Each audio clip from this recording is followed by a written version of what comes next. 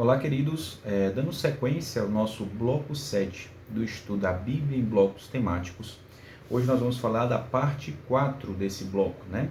Um bloco que fala acerca do Sermão do Monte, acerca da lei de Deus, acerca do Pai Nosso, da oração, sobre saúde mental, sobre vários outros ensinos e mais milagres de Jesus, né? Que vai desde Mateus 5 a Mateus 7, que é o Sermão do Monte, também incluindo Mateus 8, um trecho aí de 1 a 20 de Marcos capítulo 5, que vamos incluir agora, e Mateus 15. Então esse bloco vai incluir todos esses capítulos para a gente fazer algo bem completo desse sermão e uns complementos a mais, que foi o mais completo de Jesus e nos mais ricos, um dos blocos mais importantes para nós estudarmos. E hoje nós vamos continuar falando de Mateus, agora Mateus capítulo 6, nós finalizamos até Mateus 6, 1 a 4, e hoje vamos partir de Mateus capítulo 6, versos 5 para frente, né? Nós até agora já falamos muito do Sermão do Monte, já falamos da lei de Deus, né? Essa lei de Deus que é maravilhosa, que foi dada desde a época pela tradição adâmica no Primeiro Testamento, depois escrita nas tábuas e levada por Moisés até chegar à vida de Jesus, e Jesus, capítulo 5, aperfeiçoou essa lei no amor, o amor de Jesus que veio de Deus para tornar essa lei mais perfeita, mais plena, trazendo um bom senso na forma de cumpri-la, né? Essa lei de Deus que a gente vai ver mais para frente Paulo falando, por exemplo, em Gálatas, capítulo 3, verso 24, falando que essa lei é um aio, é algo que nos direciona até a justificação de Jesus. Então ela não salva ninguém, mas ela é um caminho para chegarmos até a justificação em Cristo, né? Ela serve, por exemplo, em Romanos 3, 20, Paulo fala, eu não saberia o que era pecado se não fosse a lei. Ela nos revela pecadores, em outras partes também, Paulo fala sobre isso. Ela é como um espelho que nos mostra o que está errado. Se meu cabelo está assanhado, eu olho para o espelho não vai pentear meu cabelo, mas ele me mostra que está assanhado. E eu tenho que tomar atitudes frente a isso. E o que vai resolver isso, o que vai me salvar é a graça de Jesus. Não é a lei, não são minhas obras, mas a lei é esse espelho. A lei me mostra onde está o erro, onde está o pecado, e eu busco a Cristo de coração arrependido para poder, a abertura do coração ao Espírito Santo, poder ser perdoado e assim caminhar pela salvação, aceitando a graça de Jesus. Então essa lei é maravilhosa, né, que reflete todo o caráter de Deus, essa cerca de proteção, esse manual de vida, sobre isso que a gente está falando. Hoje a gente vai começar a falar sobre a oração, sobre o Pai Nosso, sobre saúde mental, sobre outros ensinamentos. Então, já começando aqui, a partir do verso 5 do capítulo 6 de Mateus, a gente vai falar muito sobre isso, né? E a oração em si, se a gente pegar, já peço que eu vou citando as passagens para devido o tempo, né? Em Marcos, capítulo 1, verso 35, a gente vai ver que Jesus sempre estava orando, ele se retirava nas madrugadas para orar, principalmente após algo muito difícil que ele tenha passado, ou antes, para se preparar para situações difíceis, ele se preparava, ele se alimentava orando, tá certo? E deu esse exemplo para a gente também. Vamos lá em Marcos capítulo 1, 35, em várias outras passagens fala sobre isso, né? E aí, como orar, né? Como não orar, por que orar, né? Então, essas coisas a gente tem que discutir, né? Primeiro de tudo aqui, nós não sabemos orar. Vão até Romanos capítulo 8, verso 26, e nós veremos que o Espírito Santo é aquele que nos auxilia nas nossas fraquezas e é aquele que nos ensina a orar, porque não sabemos como pedir a Deus, não sabemos como orar. Então peçamos ao Espírito Santo orientação para isso. Esse é o primeiro caminho. É um coração contrito, arrependido, aberto à ação do Espírito Santo, para que a oração seja eficaz. Mas aí, a partir do verso 5 de Mateus 6, a gente tem o como não orar, por exemplo. Já fala Jesus para a gente fugir da hipocrisia, fugir das aparências, fugir do legalismo, fugir de querer aparecer em vez de que Jesus apareça em nós, né? Então no verso 5 fala assim: e quando orardes, não sejais como os hipócritas, pois que apreciam orar em pé nas sinagogas e nas esquinas das ruas para ser admirados pelos outros. Com toda a certeza vos afirmo que eles já receberam a sua recompensa. A recompensa deles é só ser apreciada pelos homens, assim como os fariseus. Ele falou especificamente isso dos fariseus, dos saduceus, dos mestres da lei. Ele falou: ai de vós, ai de vós, ai de vós, que vão ganhar recompensa apenas desse mundo, porque ficam se exaltando nas esquinas, orando em alta voz e querendo se exibir. Não é assim a forma de orar. E não viviam o que falavam naquela oração, apenas se amostravam, né? Enfim, como não orar, né? No verso 5. No verso 6, na verdade, ele ensina como a gente deve orar.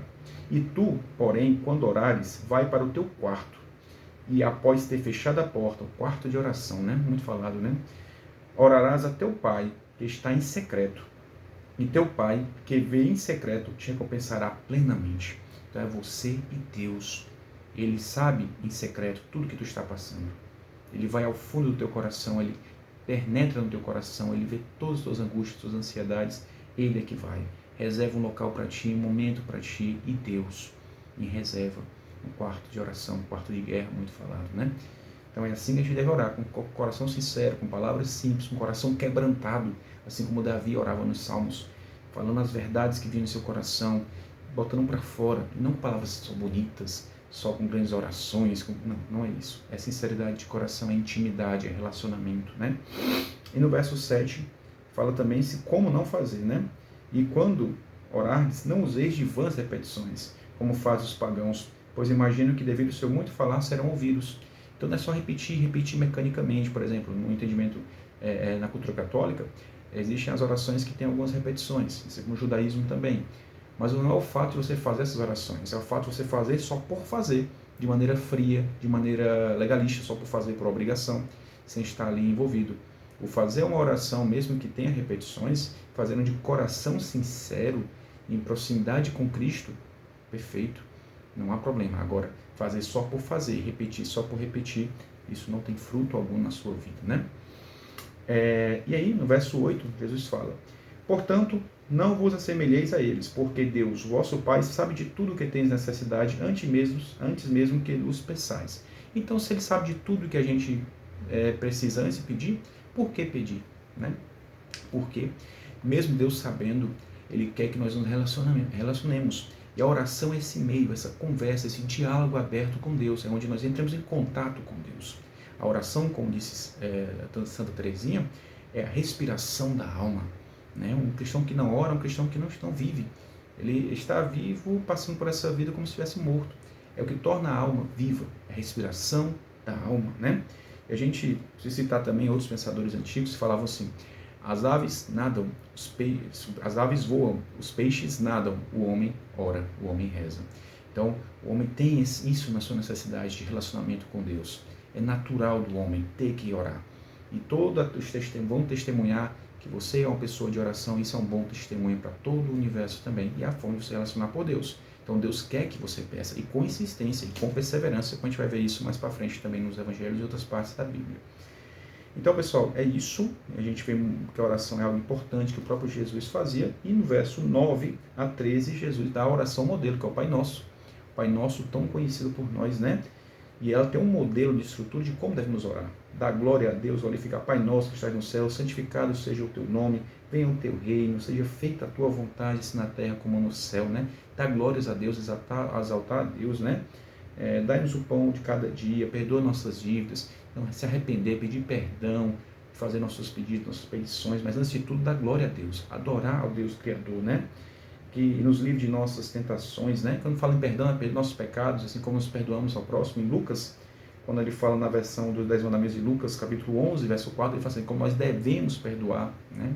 Nós temos que perdoar para ser perdoados, como a gente vai ver daqui a pouco, né? E no final, né? Porque teu é o reino, porque poder e a glória sempre são teus, amém.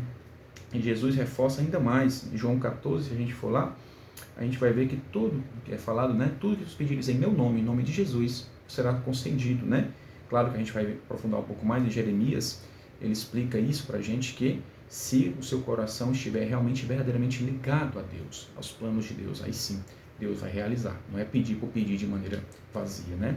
Então a gente ora a Deus, Pai, por meio do Espírito Santo, em nome de Jesus. Então é assim que a gente deve orar, né?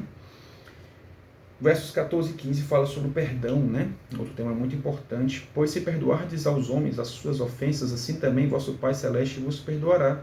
E se não perdoar, não será perdoado, no verso 15. Nada melhor. Se você perdoa o próximo, você será perdoado. Da forma que você julga o próximo, você será julgado. Nada mais justo do que isso. Deus, ele é muito justo em seus juízos, né? E o perdão tem um poder terapêutico. A medicina fala sobre isso, a ciência fala sobre isso, né? Amar e perdoar, como eu já comentei, é diferente de gostar. São decisões. Você ama porque ama mesmo até seus inimigos, como Jesus pediu, como o cristianismo nos fala. Perdoa porque Jesus nos pediu. E você gosta por afinidade. Você não precisa estar convivendo com aquela pessoa, mas ame e perdoe. Isso vai trazer benefícios a você. Porque a vingança é um veneno que você bebe esperando que outra pessoa vá morrer. Então isso nunca compensa, o rancor é sempre isso. Perdão é terapêutico até para a nossa saúde mental, que a gente vai comentar também ainda hoje. O verso 16 a 18 fala sobre o jejum. O jejum é uma prática, dei uma lidinha sobre isso. O jejum é uma prática aconselhada na Bíblia para ser bem feita, com sinceridade, sem querer só se amostrar, também se exibir por isso, mas para trazer a nossa essência, não se estar sob efeito de muitas substâncias no seu sangue, excessos de açúcares, por exemplo. E o jejum também de palavras, o jejum também de coisas que te distanciam da palavra de Deus. O jejum é algo bíblico, tá bom? Verso 19 a 21 fala sobre prioridades na vida. Jesus fala sobre não acumular coisas nessa terra onde a traça destrói, mas no reino de coisas perecíveis que não vai passar. E no verso 21 ele fala, onde estiver o teu tesouro, aí também estará o teu coração. Aquilo que tu mais valoriza na tua vida, aquilo que tu mais gasta tempo na tua vida, isso seja teu tesouro. Coisas que você acumula para o reino dos céus. Virtudes, valores cristãos, e não bens materiais, tá certo? Isso é muito importante a gente estar de olho em cima disso, né? Nos versos 22 e 23, ele vai falar sobre os olhos, que é a lâmpada do nosso corpo, a maneira como nós vemos o mundo, a maneira como a gente trata as pessoas, tudo na vida é a forma como a gente vê as coisas, os desafios. O problema para uma pessoa pode ser uma oportunidade para outra. A forma que a gente vê as coisas, os nossos olhos, elas vão dar esse entendimento, né? No verso 24, Jesus fala sobre a idolatria. São muitos ensinos, é muita riqueza, né? A gente fala em pouco tempo, né? Ninguém pode servir a dois senhores, pois odiará um e amará o outro, verso 24. Ou será leal a um, ou desprezará o outro. Não podereis servir a Deus e a mamon, ao dinheiro. Então, idolatria, tudo aquilo que se coloca no lugar de Deus em nossas vidas. Então, muito cuidado com a idolatria. Nós mesmos, nosso ego pode ser uma forma de idolatria, o dinheiro, o poder, a riqueza, um ídolo, as redes sociais, tudo se colocar no lugar de Deus em nossas vidas. Nós gastamos mais tempo do que a Deus, por exemplo. E aí, Paulo fala isso em 1 Timóteo 6,10, que a origem de todo mal é o amor ao dinheiro, ao poder. Não é ter dinheiro. Ter dinheiro não é pecado, é o amor ao dinheiro. É você servo do dinheiro. Então, quem tem mais dinheiro, sirva mais. Quem pode mais, serve mais. É a forma como você se relaciona com ele, né? Dos versos 25 a 34, façam uma leitura muito bonita sobre saúde mental, que Jesus fala. Portanto, não andeis preocupados, ansiosos com a vossa própria vida, quanto que haveis de comer ou beber, nem com o vosso corpo, como que haveis de vestir. Não é a vida mais do que o alimento, não é o corpo mais do que a roupa. Contemplai as aves dos céus, que não semeiam e não colhem, nem armazenam, mas vosso Pai os sustenta, e vocês não valem mais do que as aves, né? Não andem preocupados quanto que haveis de vestir. Observe os lírios do campo, e o próprio Salomão, né, os lírios do campo que crescem no campo, eles não trabalham e não tecem, e se vestem de maneira mais bonita que o próprio rei Salomão, né? Então, ele fala, né? Então, Deus veste assim a erva do campo, muito mais dará a você. Verso 31, portanto, não vos preocupeis, dizendo, o que iremos comer, o que iremos beber, né? O que iremos vestir, isso são preocupações dos pagãos, né? E o verso 33, ele conclui muito bonito, buscai em primeiro lugar, pois, o reino de Deus e a sua justiça, e todas as coisas vos serão acrescentadas. Deus sabe das nossas necessidades, mas é buscar primeiro o reino de Deus e a sua justiça, e todo mais será acrescentado. Esse é um segredo da saúde mental. A humildade é um segredo da felicidade da saúde mental. Buscar o reino de Deus em primeiro lugar. Verso 34, portanto, não vos preocupeis com o dia de amanhã, pois o amanhã trará suas próprias preocupações. É suficiente o mal que cada dia traz para si, um dia de cada vez. O mal de cada dia é suficiente. É um dos segredos de combater a ansiedade. A cada dia basta o seu mal, certo? Então, eu convido a vocês a buscarem Filipenses capítulo 4, 4 a 8. Reflitam Filipenses 4, 4 a 8, que fala sobre saúde mental, de não andarmos ansiosos, encher nossa cabeça apenas com coisas boas, e a oração também fala sobre isso lá. Então é isso, pessoal. Relatar que existe um pensamento que fala assim, não temos por que nos preocupar com o futuro, a menos que esqueçamos o que Deus fez até hoje em nossas vidas. Ebenezer, como fala no livro de Samuel, até aqui Deus nos ajudou. E Ele nunca vai nos abandonar. E Jesus falou, até o fim dos tempos eu estarei com vocês. Leiam, estudem. Um abraço a todos, pessoal. Deus abençoe.